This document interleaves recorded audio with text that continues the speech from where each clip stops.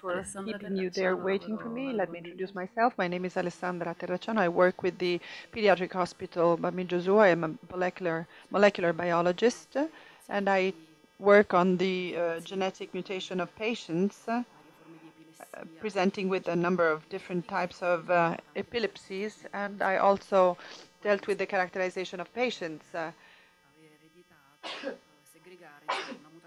who have segregated a given mutation in the PCDH19 gene. So in the framework of the characterization of our own patients, we've characterized a patient who shows this mutation, the mutation we discovered after reviewing the literature, and we see that this is one of the most frequently reported in the literature, especially in our case numbers, but as well as in the international case numbers.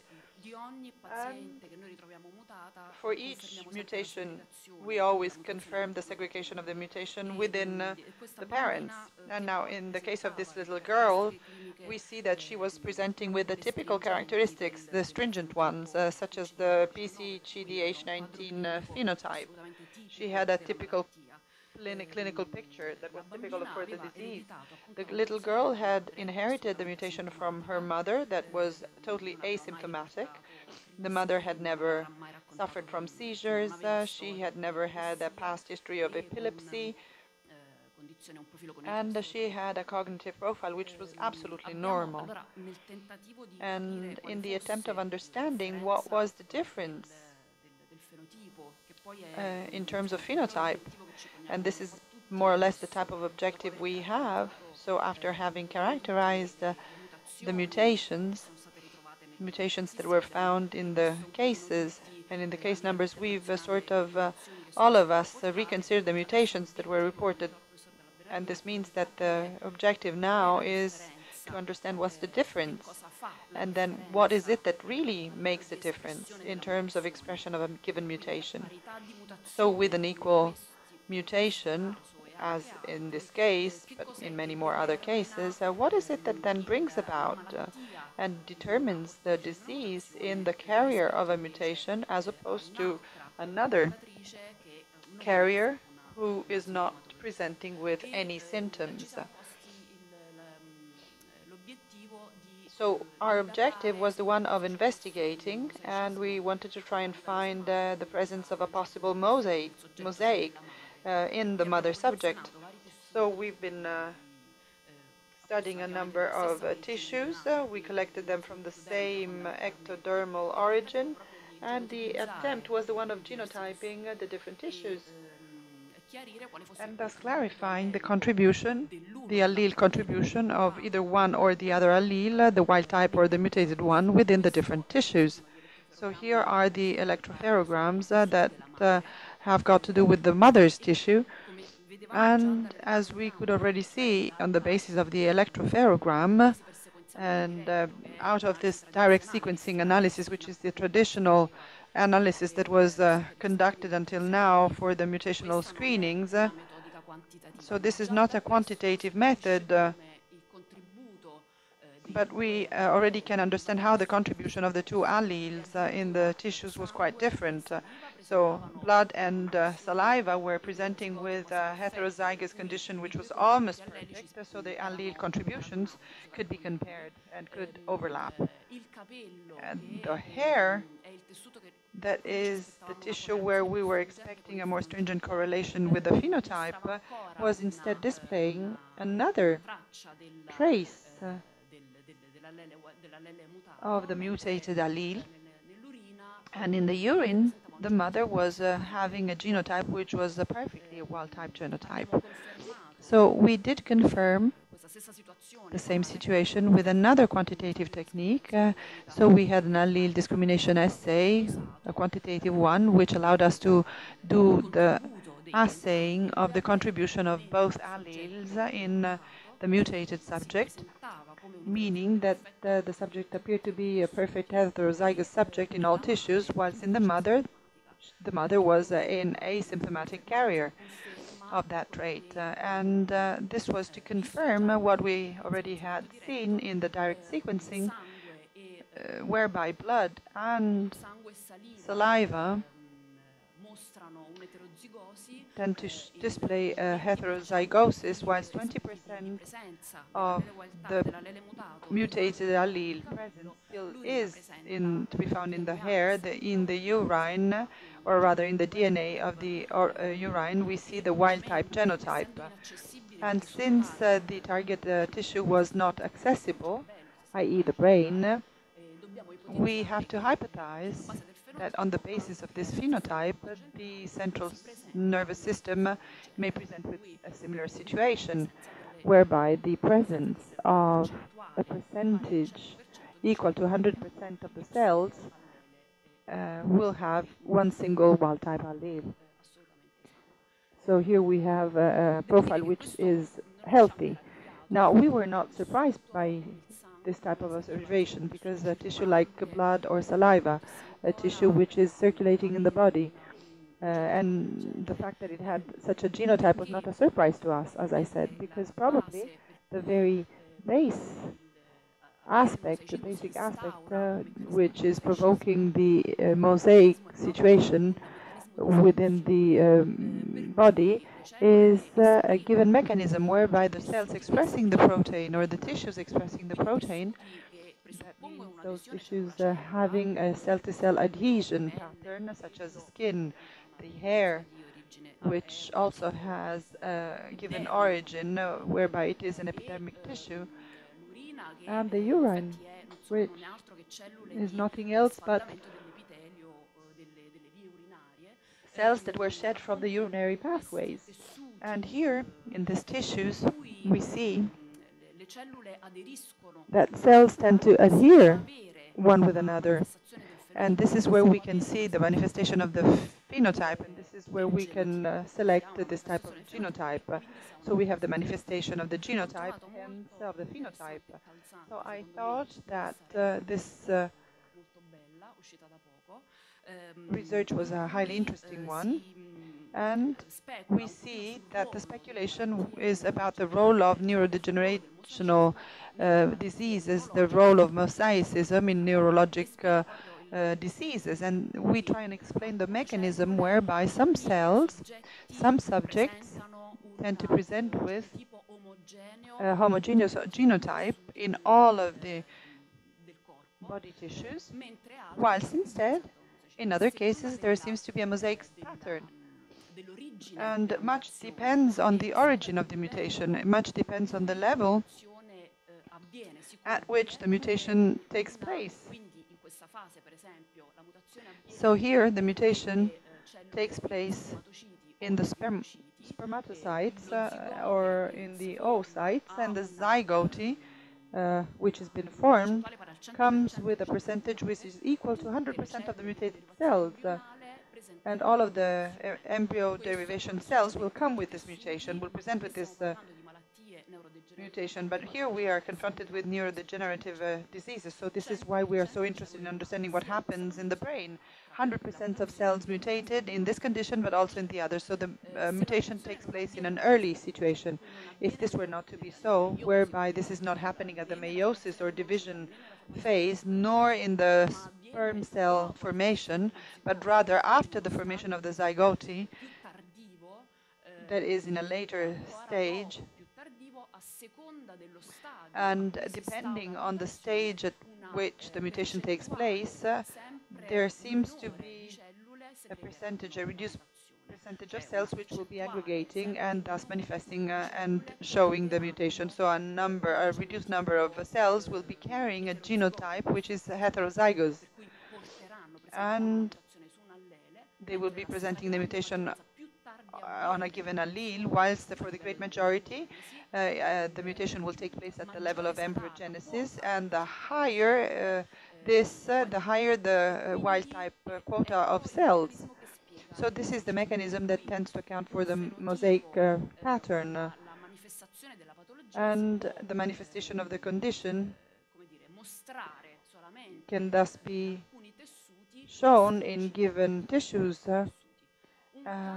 and be observed in given tissues. Now, in a case like this, in a subject like this, and here we are not talking about protocadherin 19, but rather we are referring to other neurodegenerative pathologies, a case like this seems to be totally unnoticed. This is blood tissue, and whenever we characterize the genetic type, and we know that in this case we are dealing with blood, we see no mutation, because the mutation is only confined to a specific tissue, because it's tissue specific. So it has to be the target tissue for that given disease. And so this is the typical correlation existing in between the mosaic and the neurodegenerative disease. So the D6 gene, the D6 gene is what then, if altered, is what leads to the phenotypical manifestation, which is highly variable, and much depends on whether it be the girl or the boy that's going to be affected. This is to the contrary of the inheritance pattern, which is the one of the typical protocadherin 19, which then envisages mechanism of cellular interference. So only the heterozygous females are going to be affected, whilst the boys are going to be absolutely healthy. But in this other case, it's exactly the opposite. So the gene is aggregated on the X chromosome, but the boys in this case are having a much more severe phenotype as opposed to the girls' phenotypes, because they have subcortical heterotypy, whilst the boys may have dysencephaly. So this is only to try and make an example, obviously, but there is an intercorrelation, a wonderful correlation of correlations that can be made in between the genotype of patients and the variability at phenotypical level, which is then becoming manifest only with the magnetic resonance imaging. So on more sides in the field of the literature, and here we see only a review, which is sort of recapping the questions which have been coming up recently and lately. So how much this mosaic pattern, or rather how much a mosaic or a mosaic phenomenon may be affecting and influencing the neurodegenerative conditions, and then how much the mechanism through which it is possible to give start to the mosaic condition is due to the clonal nature of the central nervous system. By this, what I mean to say is how much the central nervous system structure can be capable of determining the selection of cells which are more or less functioning, and hence how much is due to this type of mechanism, especially when there is the onset of the germ cell mosaic pattern setting up. Now, the nervous central system has a condition which is sort of duplicated by the clonal nature of protocadherins and of protocadherin 19 especially, and more significantly. So the interaction or the clonal nature means that homogeneous populations of cells, so populations coming with the same genotype, get to know each other, and they may be forming neuronal pathways. Now, the clonal nature, in case of the PCDH19 disease, is due to the interaction existing in between molecule and PCDH. Now, this is the representation of all of the protocadherins, not the PCDH19 in particular, but of all of the protocadherins or the gamma protocadherins, which are here represented in a cluster pattern. But the mechanism stays the same, basically.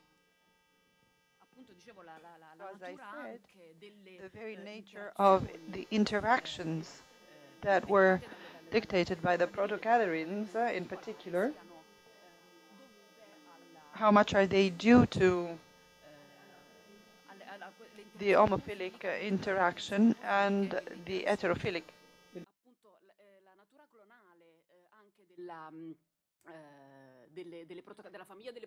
Now, the clonal nature of the protocadherin families and of PCDH19 in particular could be sort of weighing on the development of the mechanism of the somatic mosaic pattern.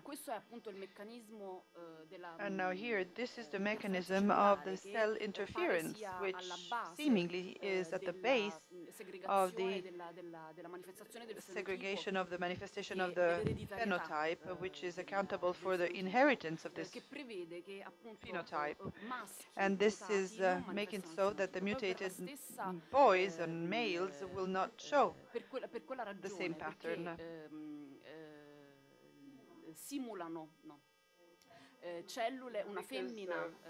An asymptomatic female carrying 100% of the 100% of the wild-type alleles and a boy carrying 100% of the alleles that have been mutated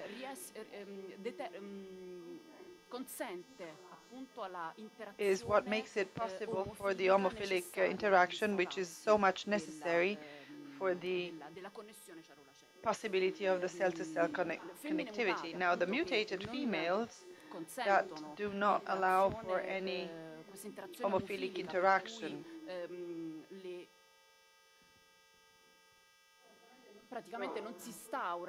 Basically, what is not happening is the binding. The binding won't occur, but rather there is a difference in the allele expression of the cell population. So this is what seems to be bringing about the abnormality in the cell adhesion and also neuronal interaction abnormality.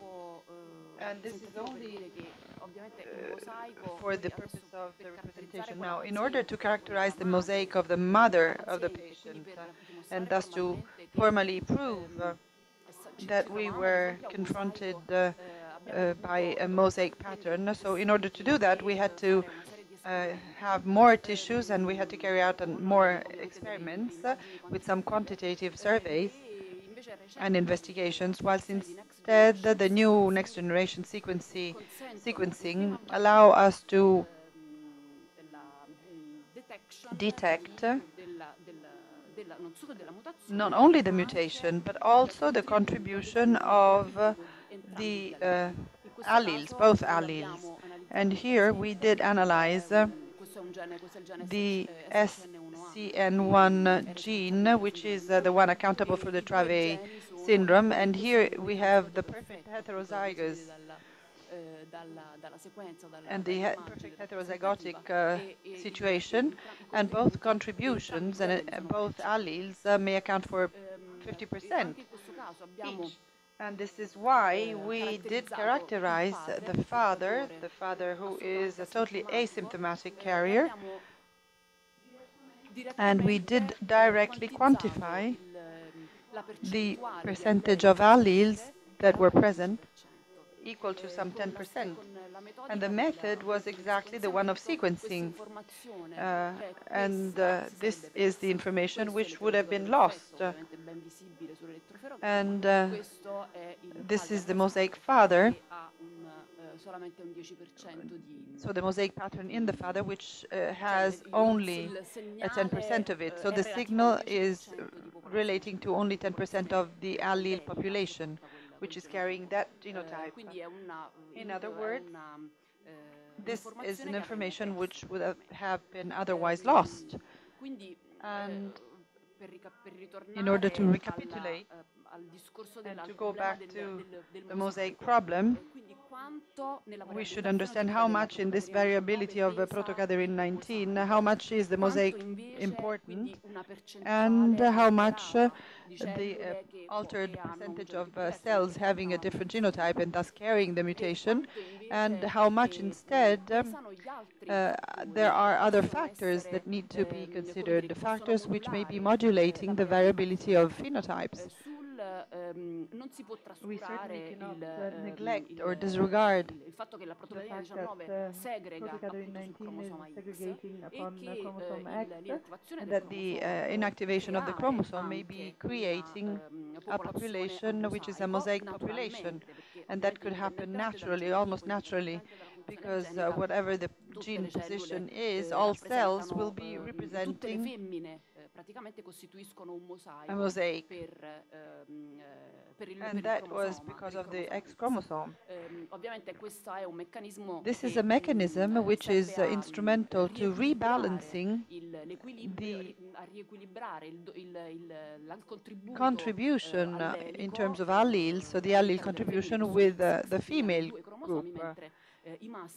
Because females have 2 chromosomes, whilst boys have a single chromosome X, meaning that they have a gene assay which is almost half of the one displayed by females. Now, methylation,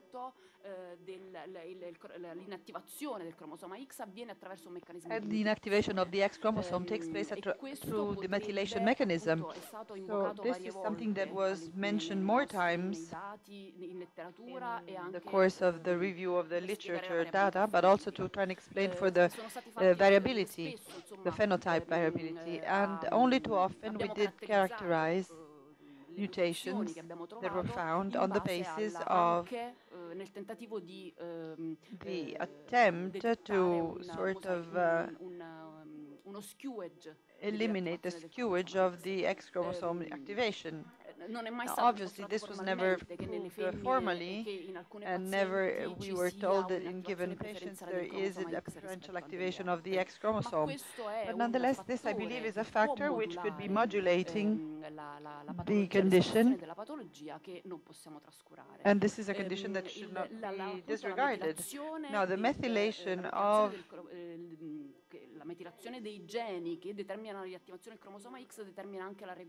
the genes is also establishing the regulation of the genes. So each gene is presenting, especially at the beginning, inside the promoter, is presenting with elements that are regulatory elements. So that means that we are confronted by sequences that could be methylated and that could then lead to the switching on or switching off of the gene. Now, this is what brings about, in general, a mechanism which is an expression mechanism over time and space, meaning that this is going to be specific. The expression is going to be specific according to a given region, and it comes along with a time window, a time-related window.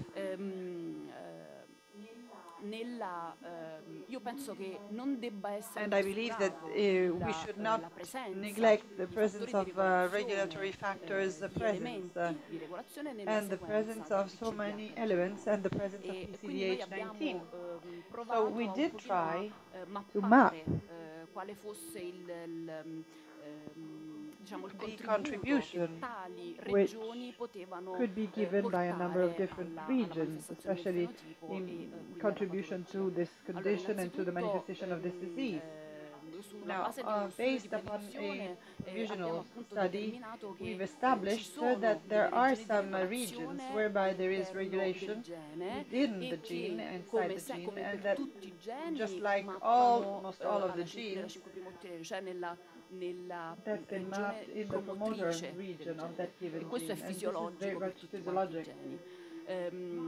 Ma but now then this can also be extended to the so-called one area. So there are some CPG aisles and elements that are going to be duplicated, and that would rather wait for the acceptable regulatory activity.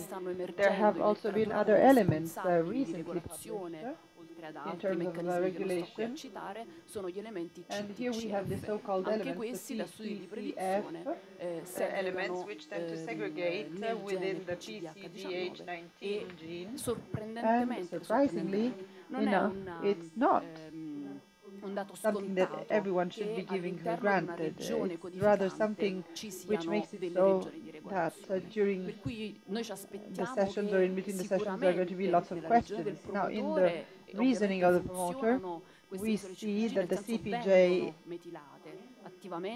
is something present within the methylated cell, and I do expect that since this region is what brings about the switching on or switching off of the activation of the gene, I do also expect tissues where there is no tissue expression or blood expression. Now, I expect that this region is completely methylated.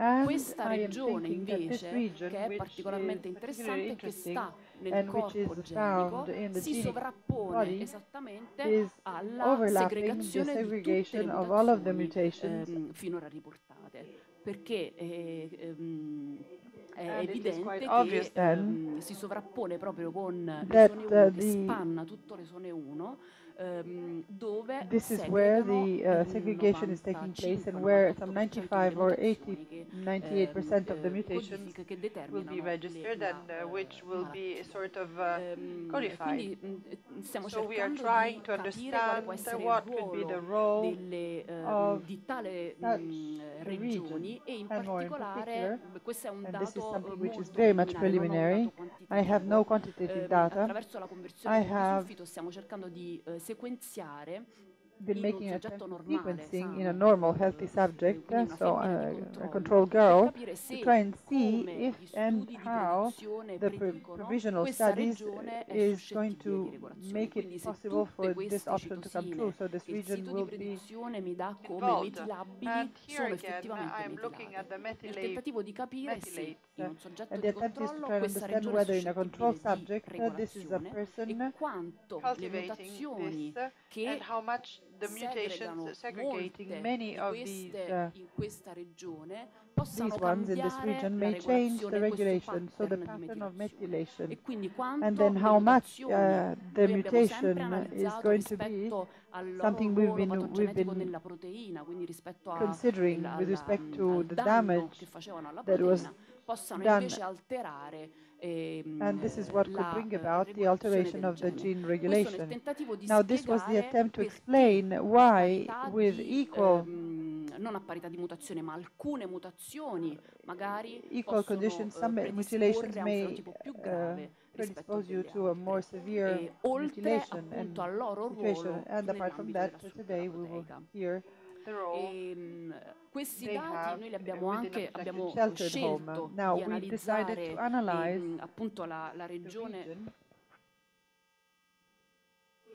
queste in and more in particolare, quelle particular these dell'esone ones, 1, quindi that non is the ones quelle belonging to area del 1 and not the promotore, ones of the ma promoter, le regioni di but rather the regolazione regulatory che regions which stanno are nel sort of corpo del contained gene, in the quindi nella body of regione hygiene. codificante, e quindi abbiamo So this deciso is di why we decided cominciare a to start studiare studying this questa type of isola island, CPG, queste soprattutto nella regione and especially terminale in the dell'esone terminal 1, area e di of the capire quale può essere appunto il areas, and profilo di try to understand what could metilazione. be the methylation Ovviamente un profile. fattore So there seems to confondente be a è che confounding factor, ci troviamo i.e. sul we are cromosoma now X, che naturalmente è on the X metilato nelle chromosome, which is femmine, quindi ci methylated in aspettiamo che girls. almeno un So we cromosoma, expect to appunto see un an allele, allele sia which is metilato almeno in methylated, questo at least in this caso. region. Un altro fattore confondente Then può there is essere another il misleading factor, tessuto che viene scelto per studiare la the metilazione. tissue that was chosen.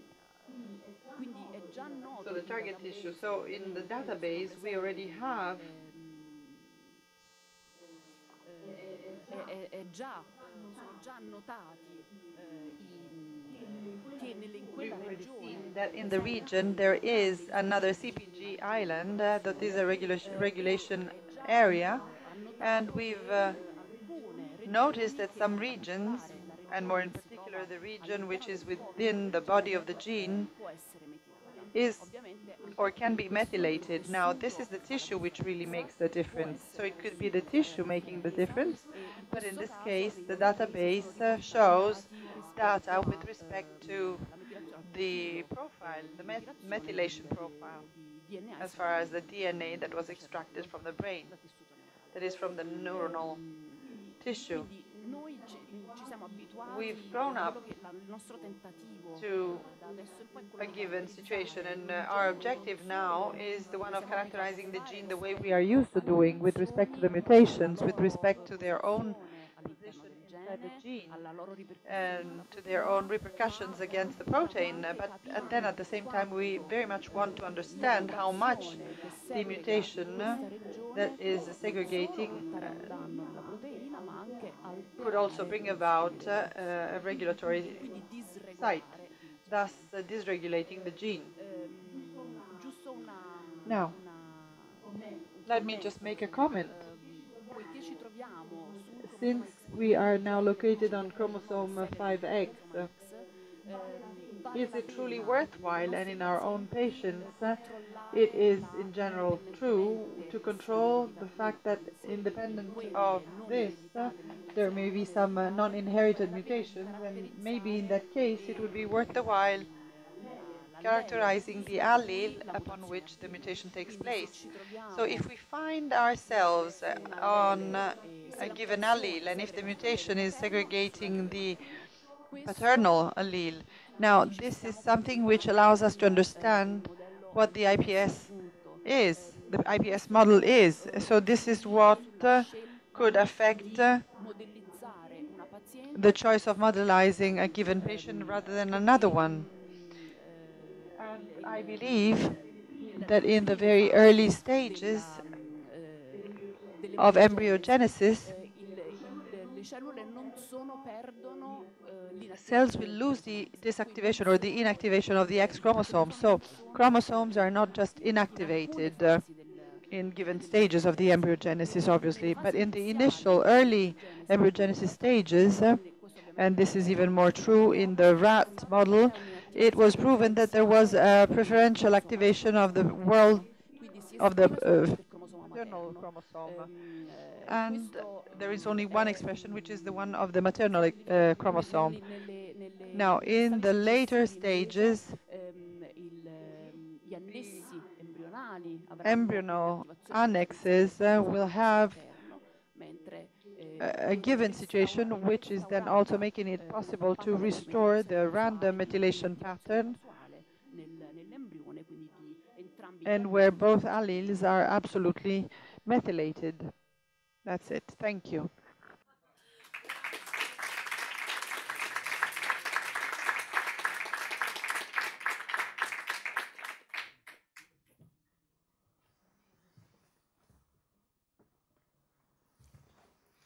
Molte grazie Alessandra. Ci sono delle domande per questa presentazione.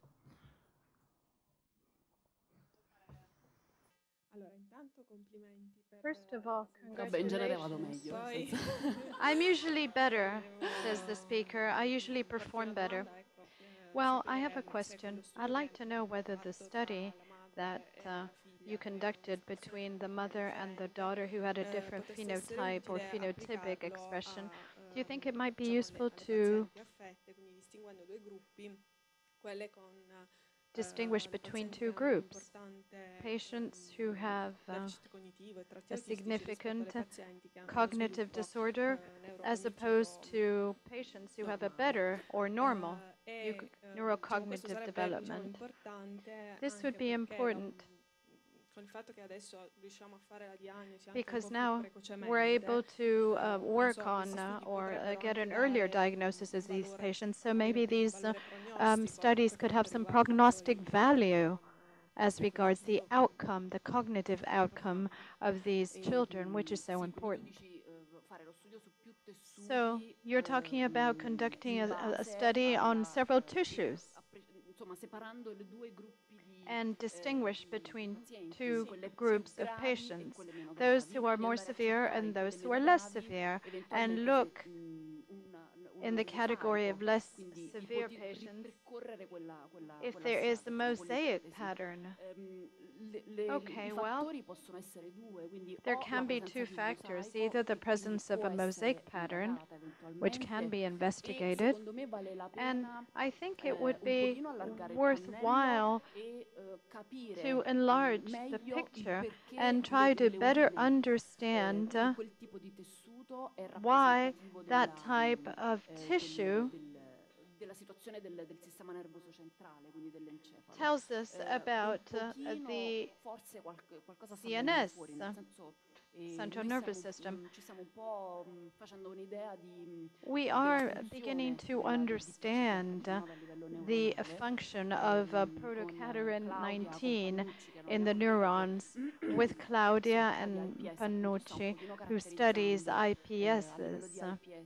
She is studying IPSs regardless of the IPS model of the disease. We're trying to better understand the possible role of this protein. Our idea is that it may be involved in a planar polarity. Recent studies have described the same phenomenon in the renal system.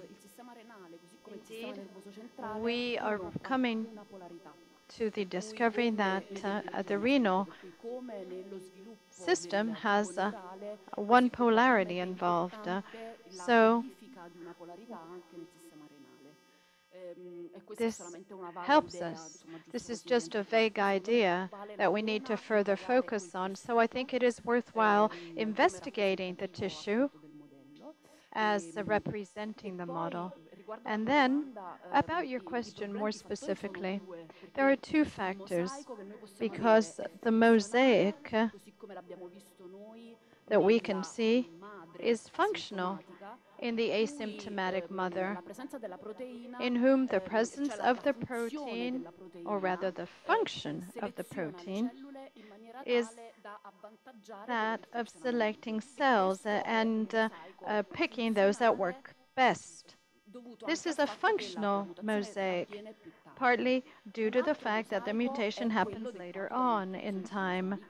Another mosaic has to do with the activation of the X chromosome. So if there is a dysregulation of the methylation, this may lead to preferential disactivation, but it is definitely something that we need to further investigate. And the technique we've used thus far is no longer viable. We've used digestion of DNA, but we need to look at which tissue we extract DNA from. Usually it's the blood or the skin. So double or dual digestion allows us to see whether there is a preferential inactivation of an X chromosome versus another. Well, we've never found a correlation. Never have I found any, or have I seen any being found in the literature. But I think that it's the wrong way to go about it. I think maybe we need to further investigate the situation and find a better way, a more quantitative way to analyze things. I think we need to look at specific cells inside the tissue and find if it correlates, if and to which extent it correlates with the inactivation of the X chromosome.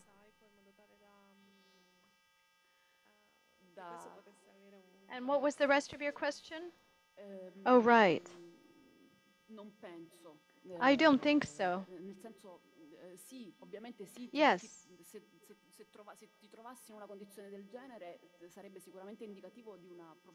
If you were to find that, I think it would be indicative of a more benign evolution of the disease.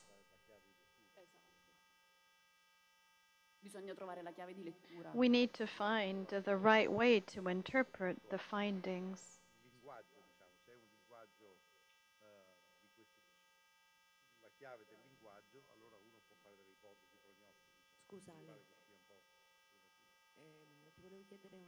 I have a question, if I may. You have patients whom you studied genetically and who are affected by the condition more severely than others. Have you applied this method to see whether there was a difference or not? Do you mean the mosaic pattern? No, we only used it on the mother because we were sure that we would find it. Do you think it could be a viable idea? Yes, maybe. In the review I mentioned, it was proposed that with patients with DCX, this ought to be a default condition. In other words, the mutational analysis, they said, should be conducted on several tissues to clarify the pattern. Alessandra, your presentation was very interesting, above and beyond the specific case in which you explain why the mother was absolutely healthy. Probably she didn't have that in the brain, but as Professor Kuzmai said, it's important to think about those patients who are especially mild, but it's also important to consider the skewage, because what you said earlier as a hypothesis actually happens in some cases, because we know that some alleles are more active than others, so maybe a specific subject might have a skewage.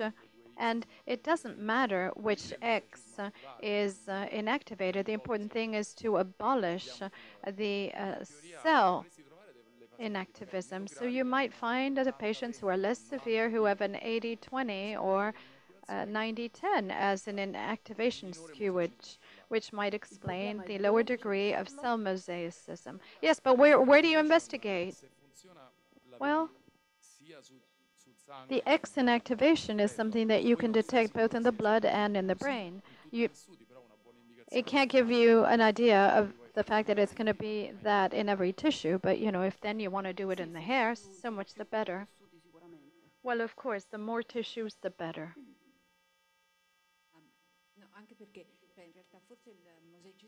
Maybe the mosaic pattern is not the only mechanism that can explain the heterogeneity of this phenotype, but surely there are other mechanisms that perhaps are even more important than the mosaic pattern, because we know that there are mothers who in the blood have no evidence of a mosaic pattern. They might have it in the brain, but it's difficult to prove. So there is probably a genetic background that can explain this. I think we need to always bear that in mind. As regards the inactivation of the X chromosome, we've done a lot of studies and never found anything on that, so I don't know. So we came to the conclusion that, well, it might be a minority of cases in whom that is possible. We did that for PCDH19 and PCX, another X-related genes. But, maybe we didn't pick the right tissue. It was suggested that we try urinary sediment cells. But at the end of the day, the hair is the easiest because the DNA is extracted very easily from the hair. But we didn't see any signs of mosaic. No, sorry, says the speaker. We did not see a skewed inactivation of the X chromosome. Okay, but when you said that there are some mothers that don't show any symptoms in the blood. Sorry, we can't hear the comments. Yes, the pattern was exactly the same as that of their daughters, but they had no symptomatology, no symptoms at all. This was our observation as well as others. There are unaffected mothers that can transmit the disease with a heterozygotic mutation, so the mechanism there, I think, is different. Well, I would expect not to find a mosaic pattern in the blood.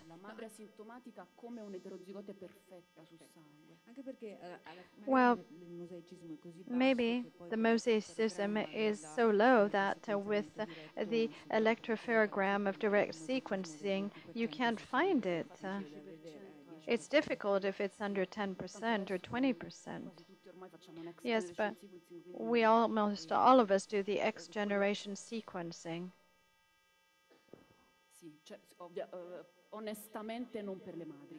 Well, frankly, not for the mothers, but you do need to confirm that with the direct sequencing.